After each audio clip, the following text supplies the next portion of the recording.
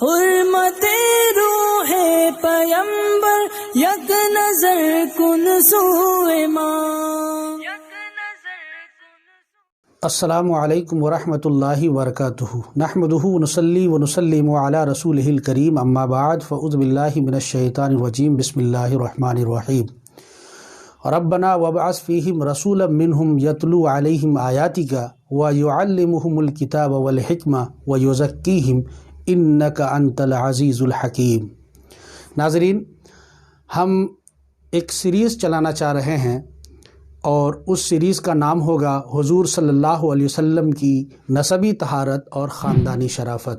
انشاءاللہ العزیز ہم اس سیریز میں آپ صلی اللہ علیہ وسلم کا نسب نامہ اور اس نسب نامے میں جتنے بھی افراد ہیں انشاءاللہ العزیز ہم اس پر گفتگو کریں گے. ناظرین، یہ بات اپنی جگہ مسلم ہے کہ حضور صلی اللہ علیہ وسلم پوری کائنات میں سب سے افضل و اعلیٰ ہیں اور ہر اعتبار سے افضل ہیں. انسانی زندگی کے تمام شعبہ جات میں کامل ترین ذات کا نام محمد ابن عبداللہ صلی اللہ علیہ وسلم ہے. آمد مصطفیٰ سے قبل عرب کے ماحول میں یہ بات نمایاں تھی کہ انہیں دوسروں پر افضل قرار دیا جائے.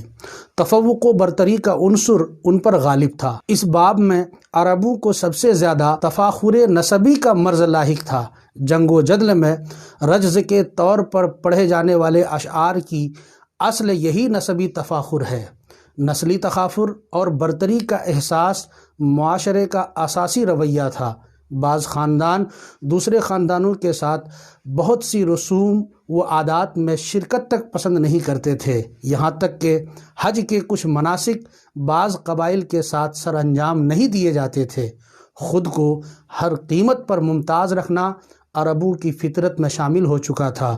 میدان عرفات میں عام لوگوں کے ساتھ ٹھہرنا عار سمجھتے تھے. انہی بنیادی انسانی حقوق جنہیں ہم فنڈامنٹل ہیومن رائٹس کہتے ہیں اس سے محروم کر دیا گیا تھا. جنگل کا قانون جس کی لاٹھی اسی کی بھینس جاری و ساری تھا.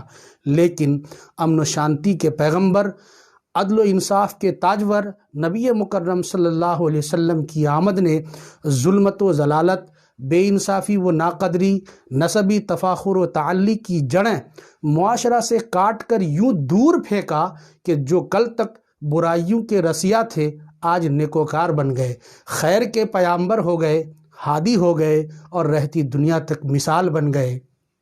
خود نہ تھے راہ پر اوروں کے ہادی بن گئے. کیا نظر تھی جس نے مردوں کو مسیحا کر دیا. محترم سامعین، ہماری گفتگو کا جو عنوان ہے ہم اس عنوان کو دو حصے میں تقسیم کر سکتے ہیں.